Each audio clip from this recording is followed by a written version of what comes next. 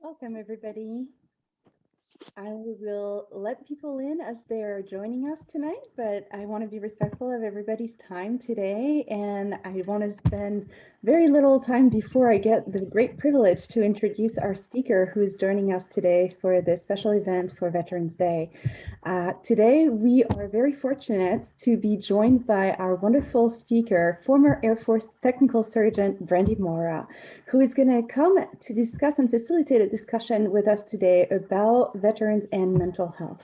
We're very fortunate, Brandy, that you agreed to coming with us tonight and facilitating this discussion. I would like to orient our audience first to the format of tonight's event, and then I'll provide a short introduction so that they get to know you a little bit better.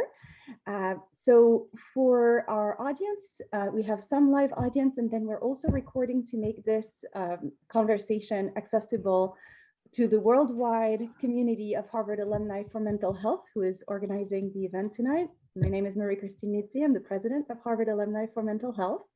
And our goal and mission is to facilitate conversation and in the community about mental health on the different aspects of mental health that we have come seen to the forefront of our society's most pressing issues. And tonight, obviously, is Veterans Day, and we thought it would be a good moment to reflect and have a conversation together and hear about those who are first and foremost in this line being concerned by decisions and conversations taking place in the country around veterans and mental health. So we'll have a conversation for the most part of tonight's evening, as well at the end as a Q&A for the audience. If some members during the live presentation would like to ask our guest speaker some questions, we'd be very happy. You feel free to enter your questions in the chat if you would like for the live audience, so that we can also ask your questions for you if you would rather do that rather than unmuting yourself. With this introduction, I would then like to turn my attention to our speaker and to let you know a little bit more about Brandy Mora, who is joining us. Brandy received her bachelor's in English education from the University of Illinois in Chicago in 2005 and went on to attend Southern Illinois University, where she obtained her master's degree in higher education administration. In 2008, she joined the United Air Force as a cryptologist language analyst, and in 2010, she graduated from the Modern Standard Arabic program at the Defense Language Institute and went on to receive her bachelor's in Arabic from California University of Pennsylvania. She has been a sexual assault and domestic violence victim advocate for over 20 years and has worked in both the military and civilian communities. Having faced her own mental health struggles as a veteran and abuse survivor, Brandy has been invited by a number of military units and civilian organizations to speak about mental health struggle within the veteran community. Brandy, it's my greatest privilege to welcome you to facilitate this conversation tonight. Thank you for joining us. Oh, thank you so much for having me, Marie-Christine. I really appreciate the invite. And I'd be remiss if I didn't wish everybody watching and our live audience a happy Veterans Day, since I think this is a perfect day to be having this conversation. Thank you. Perhaps to get started, I'd like to hear a little bit more about what brought you to today's conversation in terms of your career trajectory, but also I know you're doing some research today that would be certainly interesting to our audience. Would you mind telling us a little bit more about that? Absolutely. So I would say that my first experience with mental health was as a volunteer when I was about 18 years old. I volunteered with Amnesty International, and we did a lot of advocacy work with women and children as far as mental health goes, and they were mostly abuse survivors. And it was on an international stage mostly. And I continued that work throughout college as a volunteer.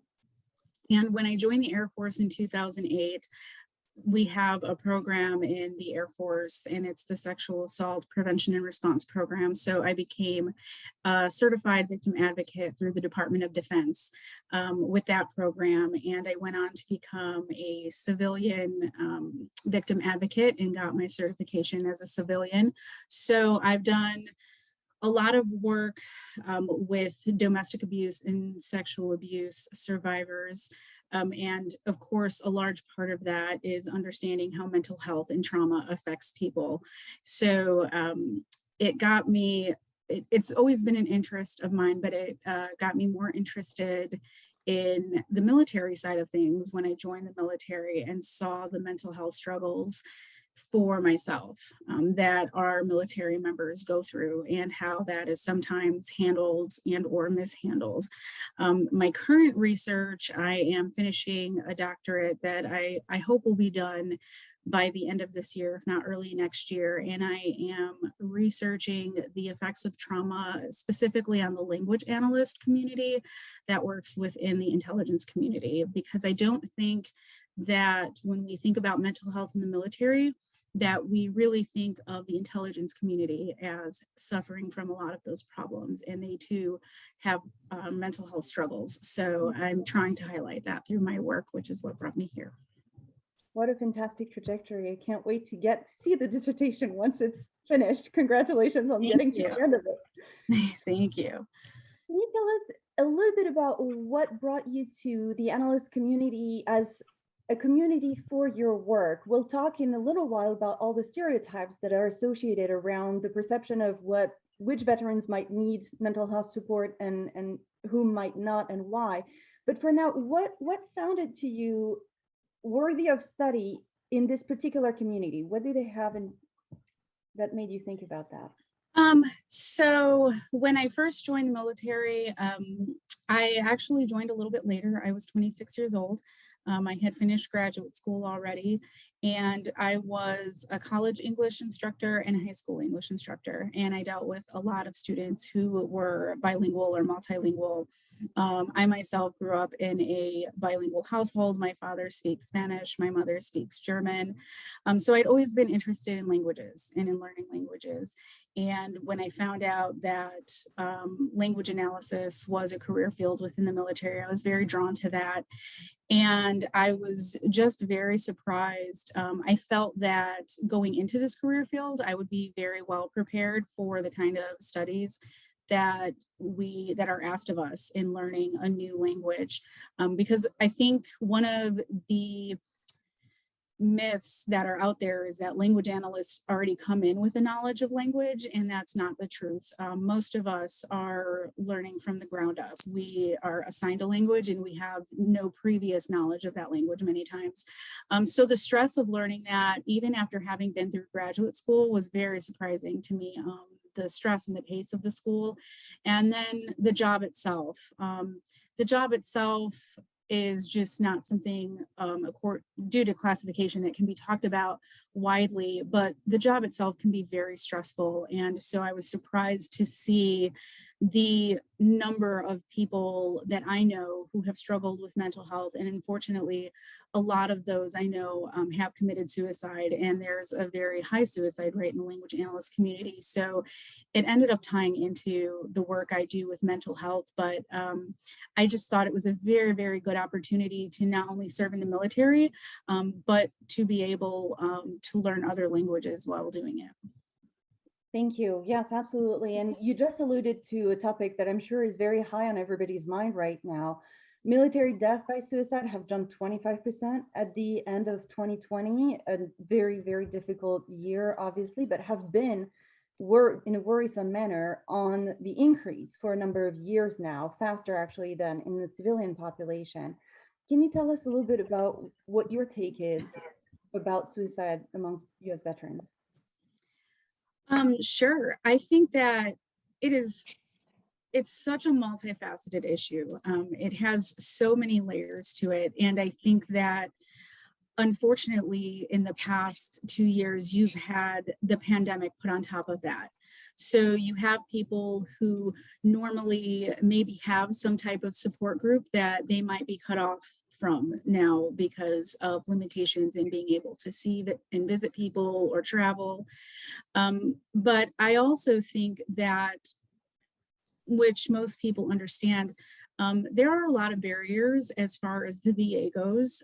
Depending on where you go, sometimes the VA is phenomenal at their care, and other times, in many places, they're understaffed. So I know personally when I came out here, when I moved out here, I contacted my VA for mental health care and they couldn't get me in for over a year, and then it wasn't consistent. So that's a long time for somebody who is in crisis mode.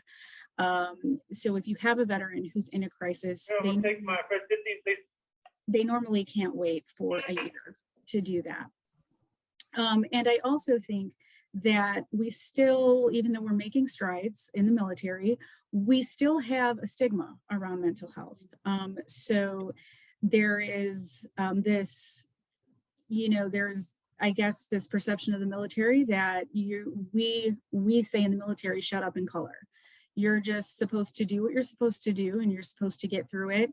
And asking for mental health help, especially among males, a lot of times can be seen as a weakness. They're not supposed to struggle with mental health.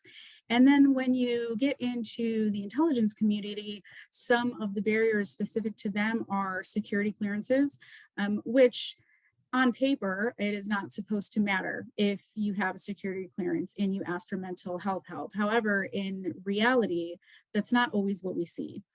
So we worry about our security clearance. We also have a unique issue in fields that require security clearance that we are unable to talk to providers about our job if they do not have the same clearance level that we do. So we have to specifically find providers within the community that have the same clearance level we do, so we can talk about personal, job related things. And it's very hard to find in a lot of places. And you combine that with not being able to talk to our job, to our families, to our loved ones, to people that you normally vent to, and you see the suicide rate increase. So I think there are, you have communities within the Air Force, whether that is soldiers who are LGBT, we have trans soldiers, we have minorities of all kinds. And so they're all facing their own mental health crises, and to not have the proper support for that all the time I think is something that the military is trying to do better on, but they're still getting it wrong a lot of the time. And until we do better on that, I think we're going to continue to see those rates increase. It really is an emergency, and I appreciate how you're explaining for those of us who are from the civilian community and listening and trying to be better allies, better advocates for the needs of our veterans in terms of access to mental health. I know that's something we do at Harvard Alumni for Mental Health, is creating a network of providers who are, for instance, culturally informed, who share this aspect of being multicultural and can relate to their patients in that manner. You're saying there are added layers of complexity for service members in active duty, but also for veterans in seeking someone who can understand this culture, can work with the restrictions in terms of what can be shared and what cannot be shared. And then also in terms of the perceived and I'm sure real, in the consequences that it can have to ask for mental health support, in particular for those who are still active in active duty. I believe that in the research that has been done, actually, there was a difference amongst the military personnel who is currently in active duty, where seeking help for mental health was strongly perceived as potentially having strong negative consequences, whereas amongst veterans is actually predictive of better outcomes and receiving that help. But it seems like this shift from active duty, where the clearances are at play, where finding a provider that has the same level of clearance is at play, might turn a corner if only the resources are available once somebody leaves the service and becomes a veteran. Absolutely. I think that is something that we also have to do better on, is helping veterans transition out of the military and still retain mental health resources and just resources in getting back into the civilian world. Because one of the issues you see too is that, and I don't think a lot of people think about this, is that most people who join the military do so at a young age, do so right out of high school. So you have 18-year-olds who have never really experienced a lot outside of high school, and they're thrown into a pretty difficult environment. And if they have these jobs, whether it be combat jobs, whether it be intelligence jobs, these are very high stakes jobs, and they're being tasked with a lot of responsibility and a lot of pressure. But in addition to that, they're coming into a culture that is slowly changing, but has a long way to go. So if you think about a young soldier who has mental health struggles, a lot of times the rank structure of the military gets in the way because they're going to have to go to their chain of command. That's kind of what's drilled into you from day one. And they might be afraid to do that, to go to somebody a little higher up and let them know. But there's also this, this anxiety and this fear of not wanting to be like that person, that has mental health struggles or, is uncomfortable. And I think that one of the things we need to do is that we talk about a lot among abuse survivors, but I think it's just important in general, is really educating people on what the continuum of harm is and getting them to be able to speak out without worrying about retribution. So, I think in the military, it's still accepted that you're going to have inappropriate humor, inappropriate remarks, and that's, just the way it is. And it doesn't have to be. And I think that leads to a lot of people who are experiencing certain traumas and certain mental health struggles to just be afraid of saying anything. And they feel like they want to fit in and you're supposed to be, part of this bigger military family. And so if you don't speak up, you can't get the resources. And then the added layer to that is finding the resources that are available. So I think there is a lot that we need to address there. From what you're telling me too, I know we're both in the field of trauma and as therapists and supporting communities who have experienced trauma. I think one of the things that I keep saying in every platform that will let me say it is we still have this idea that trauma is the exception, that people who need mental health support are somehow exceptional. They're the exception. They're the person in the room that needs it. But the numbers belie that. And the numbers show us that actually those of us who have experienced a form or another of trauma or violence are many more than Mhm. is warranted by still considering it the exception. Is that also what you found in your experience in the military and what you would want to communicate, the message you'd want to communicate as well? I do. And I think it's very important that people realize, especially with the movements that we've had. We've had Time's Up, we've had Me Too. I think the Vanessa Gillian case brought a lot of publicity to what's going on in the military around people who are assaulted or harassed. And it is way more common than people realize. And I think that when you start having this number of people start speaking up, that people automatically think, oh, well, why now? And why are there so many people speaking up? And it seems like there's just this large surge, but what's really happening is people are now having an environment that they feel comfortable speaking up in. So it's always been there, but now they can talk about it more openly. And so I think one of the important things that I like to stress all the time is that our response to that matters. So if we are at home or we're among friends or we're anywhere and we're talking about people who are talking about mental health or talking about being an abuse survivor, and we're saying disparaging things about that person or minimizing or invalidating their mental health struggles, that person may not be able to hear us, but our friends and our family members hear us. And we may unknowingly take ourselves off the list of people they feel comfortable opening up to, or we may make them feel like they shouldn't open up at all. So I think that what people have to realize is this isn't going away anytime soon. And the more we talk about it, the more we make it okay for other people to talk about it. And it's important because people need to know they are not alone out there.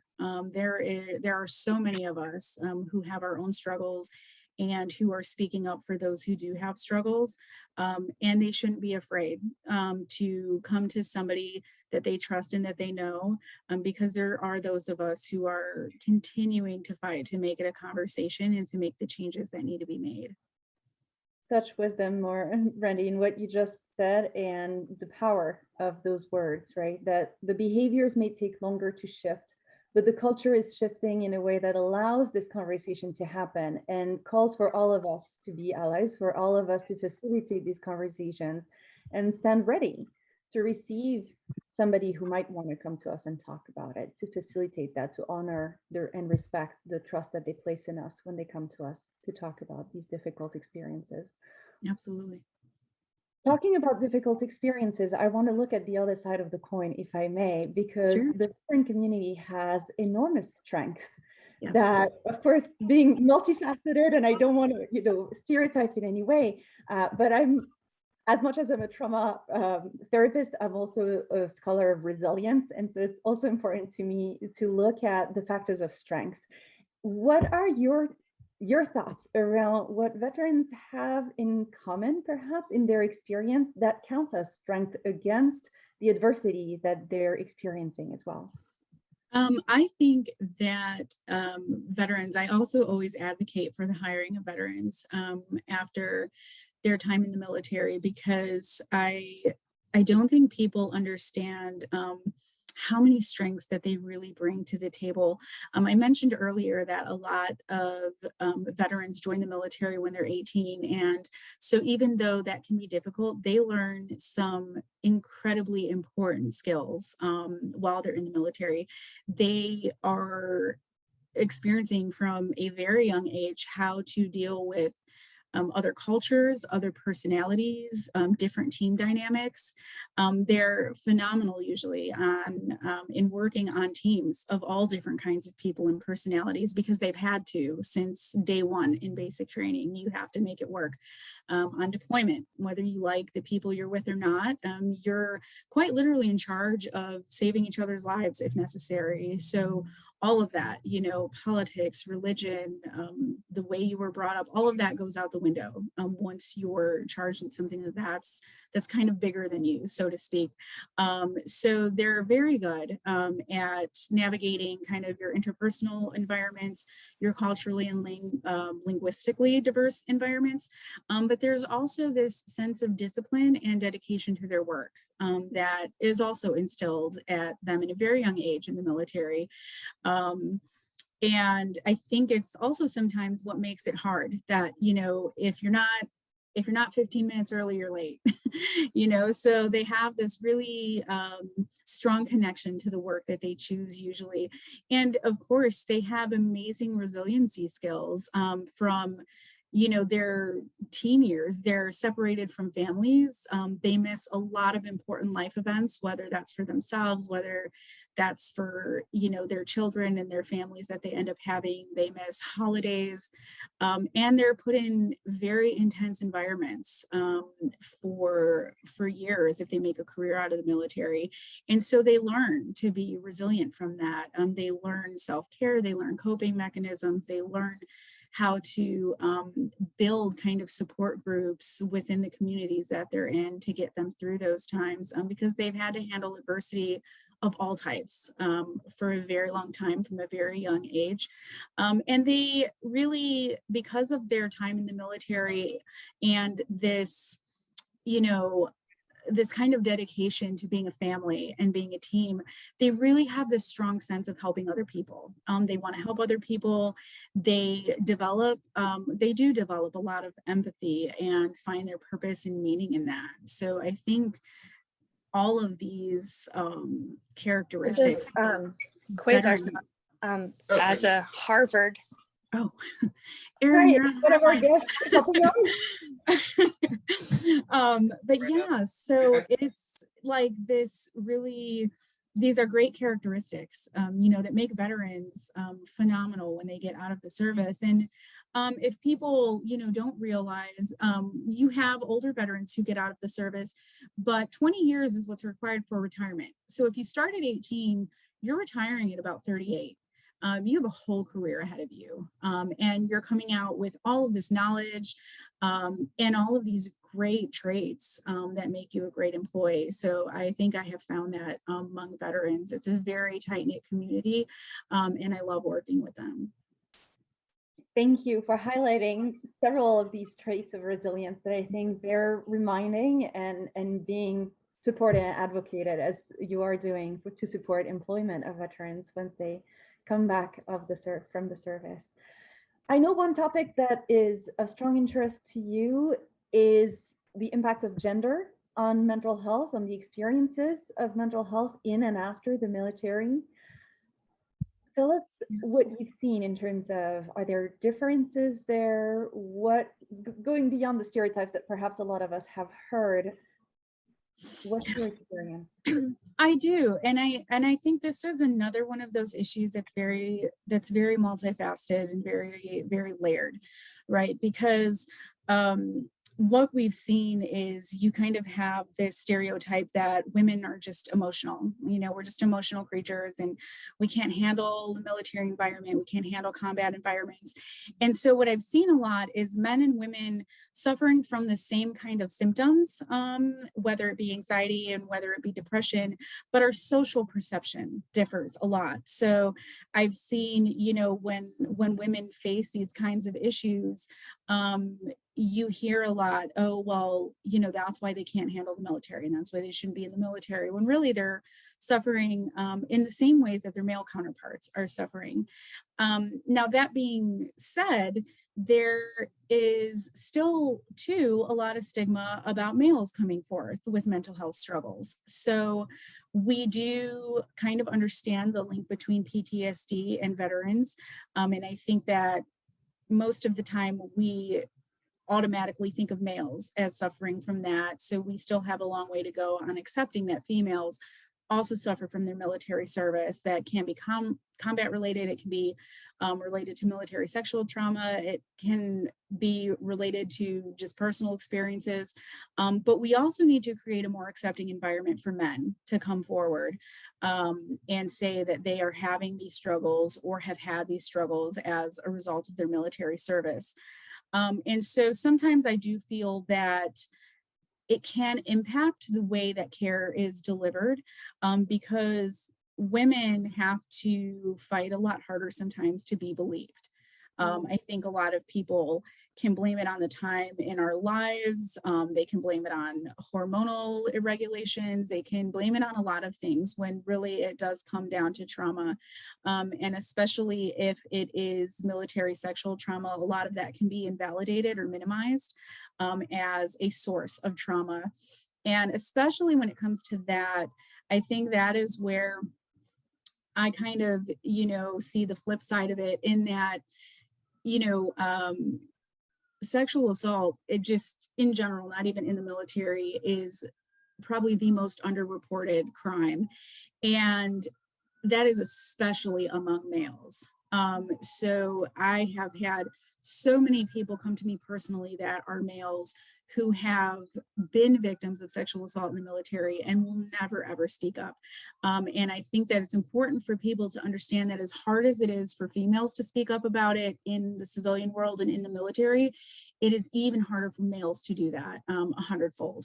And so we really need to kind of work on creating the environment, the sort of, something similar to the Me Too movement for males. We need to include males in that as well.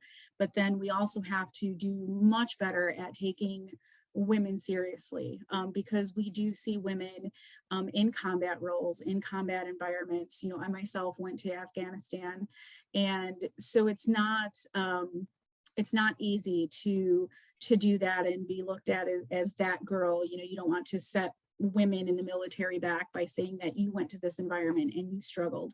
So I do think just in many ways there are disparities in care based on gender. And, of course, women are under immense scrutiny, and we get questioned about our choices all the time. Our choice to go into the military, our choice of job, our choice of clothing, our choice of relationships. And we have to almost give what other people think of as valid answers before we're even listened to. And then you have subcultures within the military. And when we talk about gender, we have to understand the added level to our trans soldiers being able to be who they are authentically in the military now, and the layers that come with that, not only personally, but opening themselves to sexual assault, to discrimination, to all kinds of things. And do we have providers who are competent in caring for our trans soldiers and our LGBT soldiers? And so I think all of those get enveloped in how we deal with gender and trauma in the military, and that is relatively new. And so we're getting there, but we still, again, we just have such a long way to go in helping both men and women deal with specific kinds of trauma. And it sounds, listening to you, that there are echoes of that in the civilian communities, right? Some conversations about gender being not binary, but being continuum, having multiple gender identities that then question, okay, how do we have the resources to be a good provider for this individual? Do we have resources so that the identity doesn't become something that gets in the way of thriving in your job on college campuses? Unfortunately, we know from reports on college campuses that diverse sexual orientations and gender identities are also associated with higher rates of victimization and higher rates of assaults and violence experiences. So Absolutely. I hear something that is a topic for our society at large to engage in, wrestle with, and come to terms with the actions we can take to improve the access to the best possible care across military and civilian populations for these topics. And I think that, what people don't understand is that, the civilian world and the military world are still very different in the progress they make. So I joined in 2008, and when I joined, Don't Ask, Don't Tell was still a policy. So it, got repealed during my time in the military, which was not that long ago. So, you still have people who are dealing with the trauma of that, and who are healing from that, who were, in between this wanting or needing to be in the military to serve their country, whether they needed it for financial reasons, whether they did it for personal reasons, but they were legally not allowed to be their authentic selves. And then, with our trans soldiers, you have, depending on the policy of the year, it's allowed, it's not allowed, it is allowed. And this is a very stressful place to be in. And it is a very stressful place when you are, proud of your service and you're dedicated to your job, but being who you are might end all that, may take all that away from you, and might open you up to victimization and discrimination. And I think that it is commendable that we have people who are on, the front lines of that fight and saying, I'm going to be who I am, and I'm going to serve my country. And they deserve all of the resources that any other veteran deserves. Because as I mentioned in the beginning of the talk, when you're deployed, when you're working together, it really doesn't matter. As long as you can trust the person beside you, it should not matter. And so even though we see it presented sometimes a little more openly in the civilian world, I don't know that we're quite there yet in the military world. You just touched upon something that I wanted to give us an opportunity to explore further, which is the diversity amongst veterans, and for having volunteered at the VA for a while, the Boston VA, I've had the great privilege to work with veterans from different era, going all the way back to the Second World War, but more recently veteran era, veterans from the sorry, my Vietnam era. That's the V that was tripping me, speaking of bilingualism. And they faced very different cultural frameworks upon returning than our current veterans, our returning veterans from the most recent theater of operations are facing. I'm curious, what does that all look like then when we're discussing mental health across all of these different eras, these different cultural heritages and experiences within the military? I think it can make for very interesting conversations because you do have veterans who are just from different eras. You have a lot of Vietnam veterans in World War I and II veterans who definitely suffered from PTSD, but there was no name for it yet. They didn't know what it was. And so they were also, especially Vietnam veterans. My father is a veteran, and they didn't have the resources. They didn't know what they didn't know about mental health. And they didn't have the sort of support of the community of their country that you see veterans have now. And so there was really nowhere to turn. There was zero conversation about it. And so I sometimes think with older veterans, you get that kind of perception like, oh, we have a softer military now. And it's not really a softer military more than you just have people who are feeling a little more comfortable speaking up about their struggles. But also, we're just learning that we need to take better care of our people. We're asking a lot of these people. And if we want them to perform to the best that they can, we have to take care of them. And we have to teach them how to take care of themselves and each other. And so part of that is opening the door to that conversation. And I think one of the biggest stereotypes that is starting to be challenged is kind of this belief that you have no right to be mentally ill if you've never been deployed or you've never gone to a combat zone. And that is something that exists within the military. I hear it talked about all the time, like, well, he wasn't even in combat, or she never even went to combat, or you're not a real veteran if you never deployed. And it's this weird social perception. And I think it's because people don't understand all of the layers that go into essentially fighting a war. We've been at war now for decades, and you have so many people in that chain doing missions both at home and abroad, and they're all part of that. And as I had mentioned earlier, when you have people who are developing empathy for the first time, really, or learning empathy in life, it's hard. It's hard to be part of that chain. It's hard to get to a point in your life where you understand the very real world impact that your job has.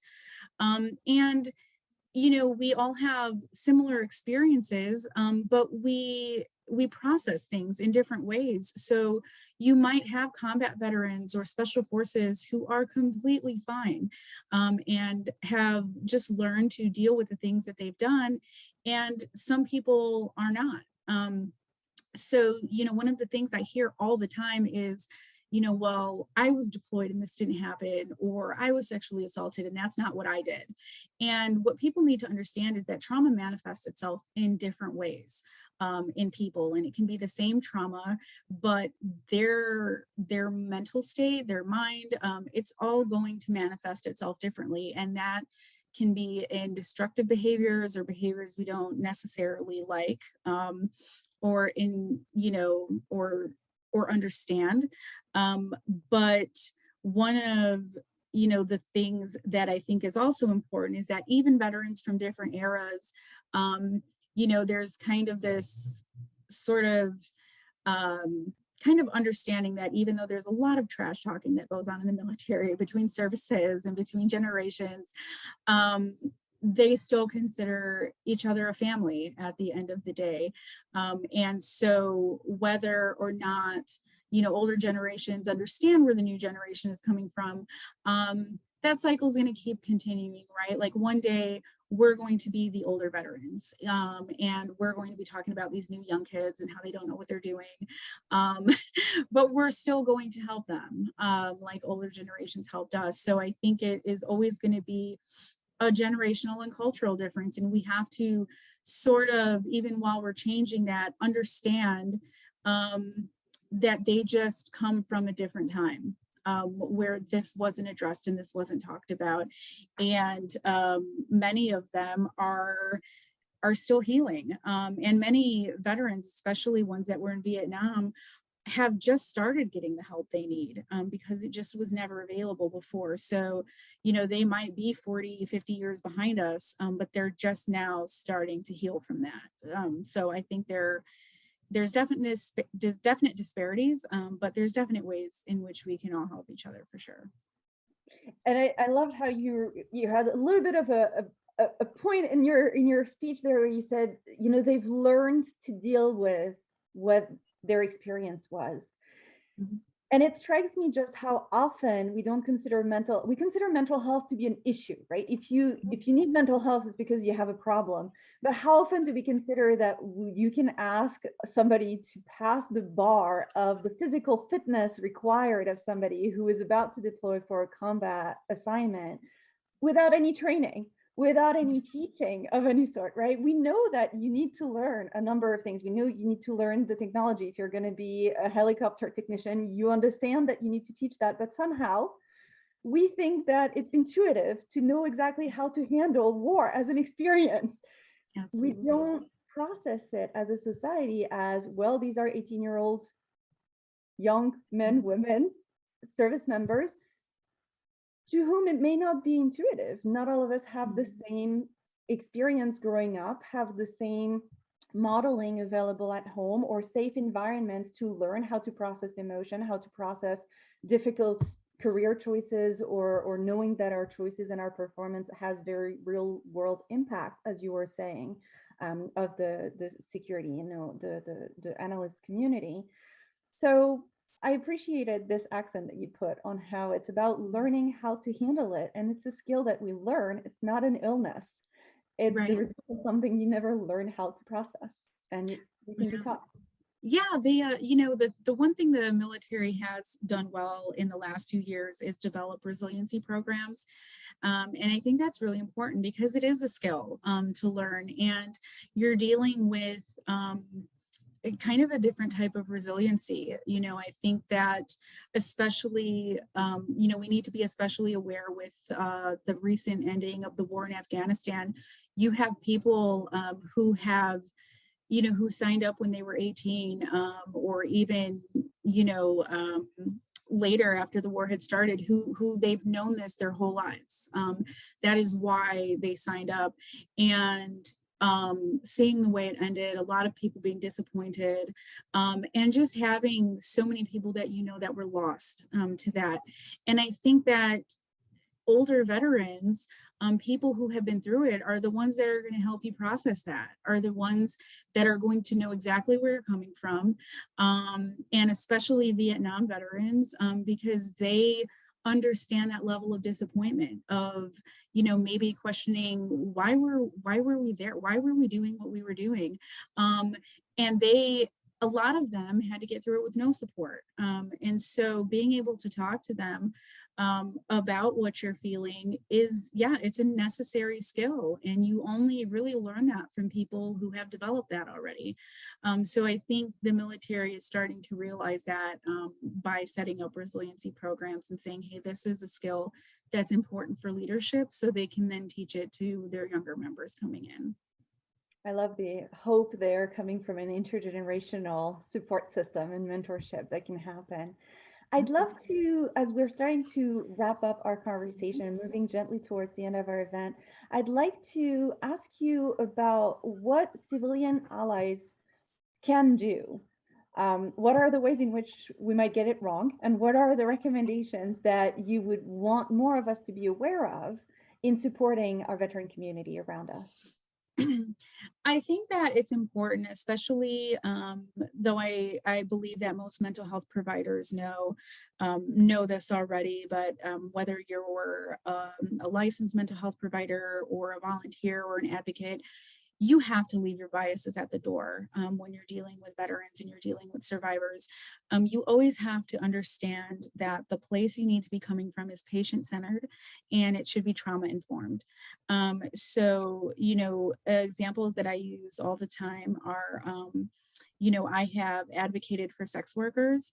I have advocated for, I think one of the stories that I shared with you, and I know one of my very good friends is on, and she tells me she shares this story all the time, but I was called as a victim advocate to a domestic abuse survivor and sexual assault survivor who was kind of very torn in what to do about her situation because the perpetrator was her husband, and she was very deeply religious and didn't believe that she should leave the situation. And we had this very long talk about kind of what the Bible says, about these different things.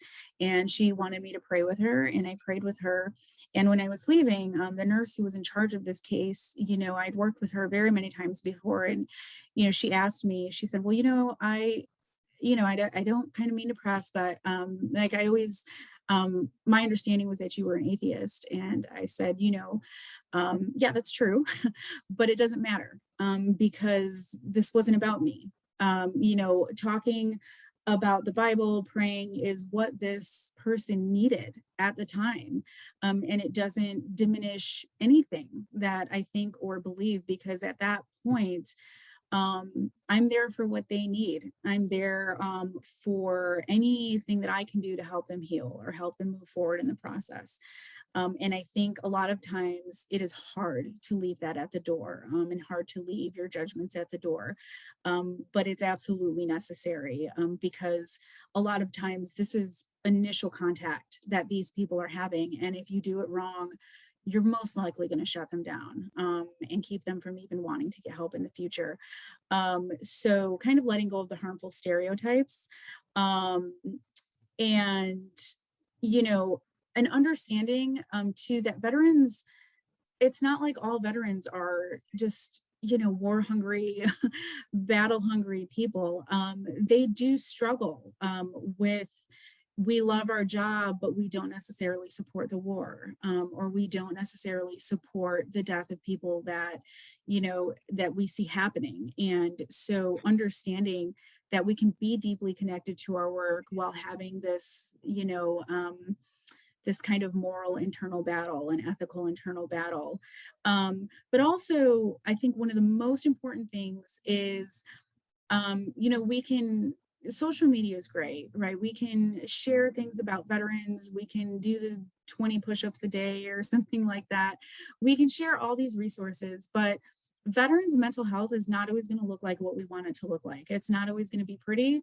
And so we can't on one hand support veterans and then on the other hand say disparaging things about people who are homeless or people facing substance abuse crises, because what I think where the disconnect is people don't always understand that those two communities are very linked.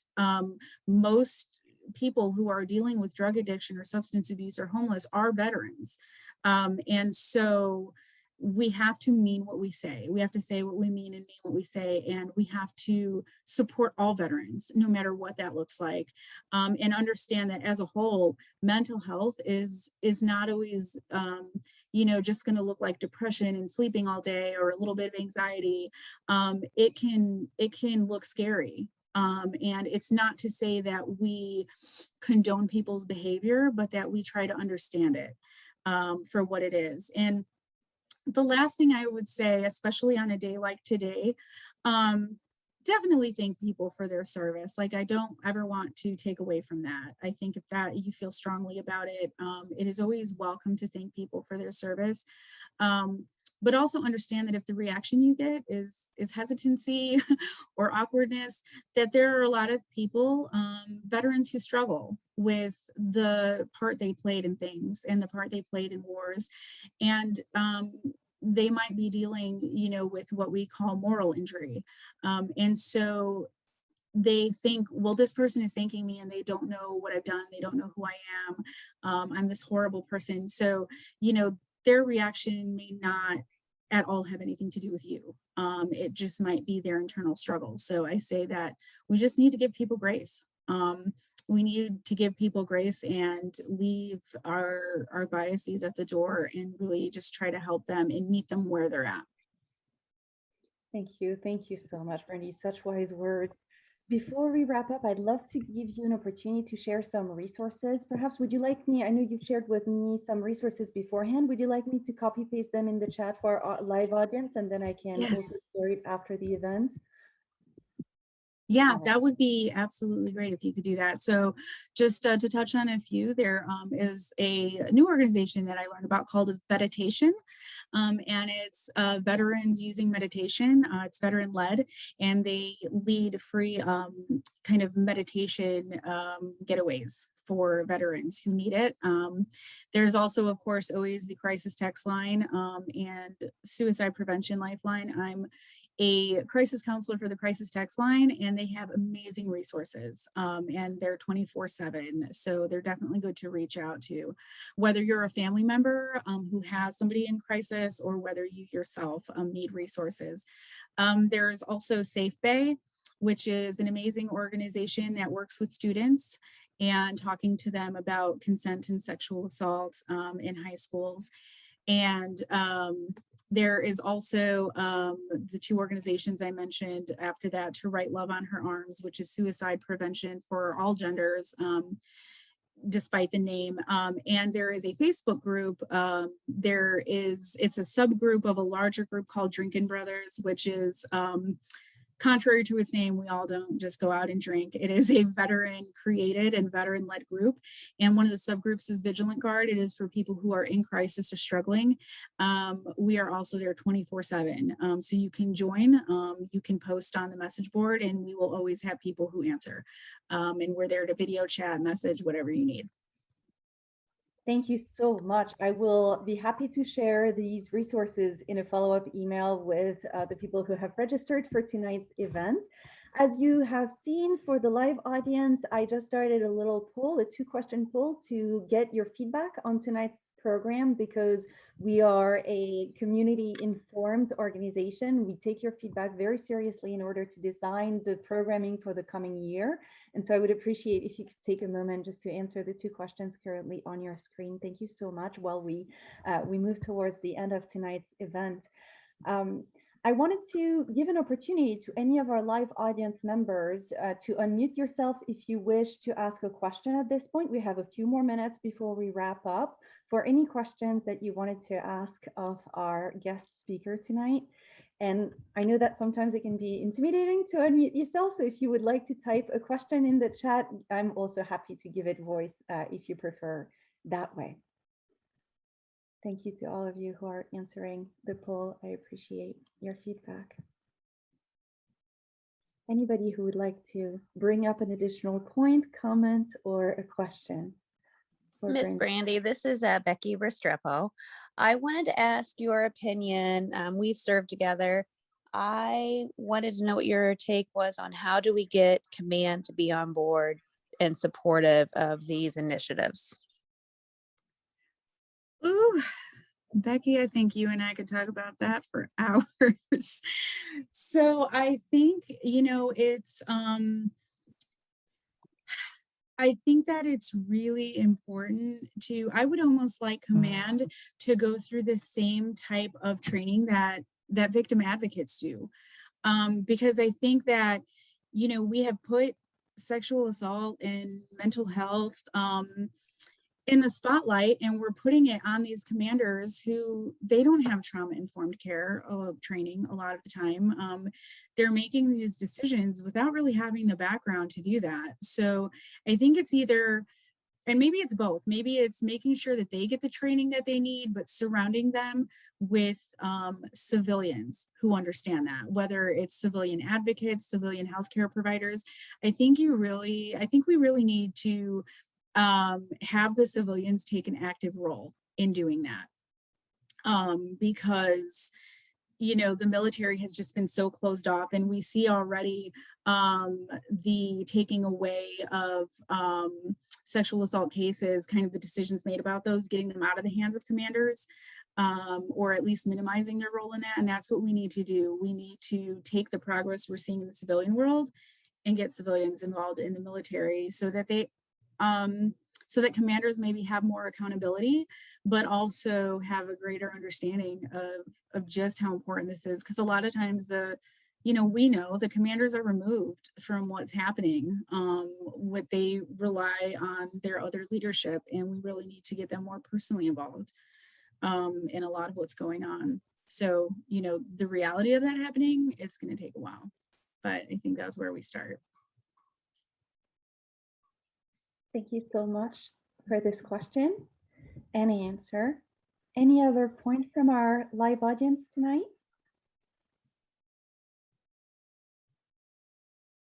That was a rich conversation. I placed in the chat 2 links that might be of interest to our audience. If you enjoyed this event and would like to support other events like this, I placed a link for you to join Harvard Alumni for Mental Health.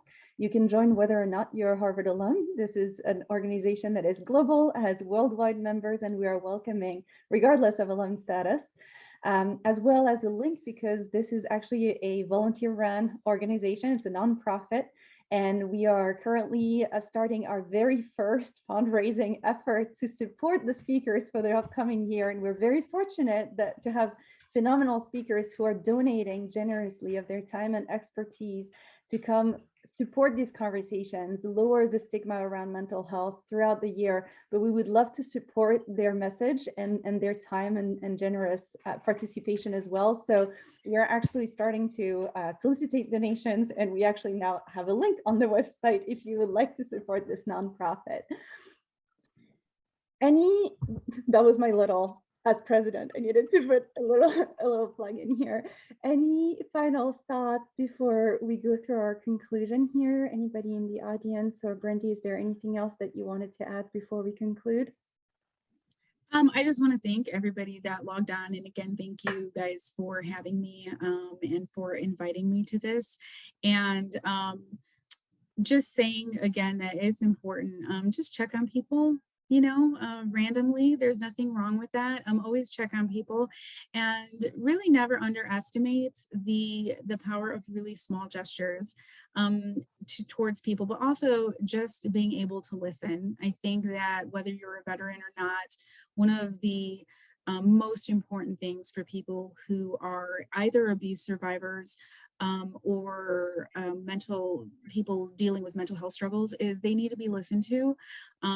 But in the advocacy community, we say start by believing. So a lot of people have never been believed about what they say. So start by believing them, come in with an open mind, and be a listening ear, because they don't always need a solution to fix anything. They just need to be heard. So I think that is what I would leave with. And again, I appreciate everybody for coming. Wonderful thought to end on. I would like, in the name of everybody attending this talk tonight and also watching your talk in different time zones once it is on our website, thank you so very much to former Air Force Technical Surgeon Brandy Mora and current awesome and almost dissertation finished. So close. Thank you so very much for your service in the military and your service as an advocate today in the civilian world, creating this dialogue throughout our communities, bridging the divide. There continues to be, but as a held hand across this, and as a dialogue, as a fierce advocate that I have had the pleasure to meet. Thank you so very much for sharing your wisdom, your experience, and your words of encouragement tonight with all of us. Thank you. Thank you so much. I appreciate it.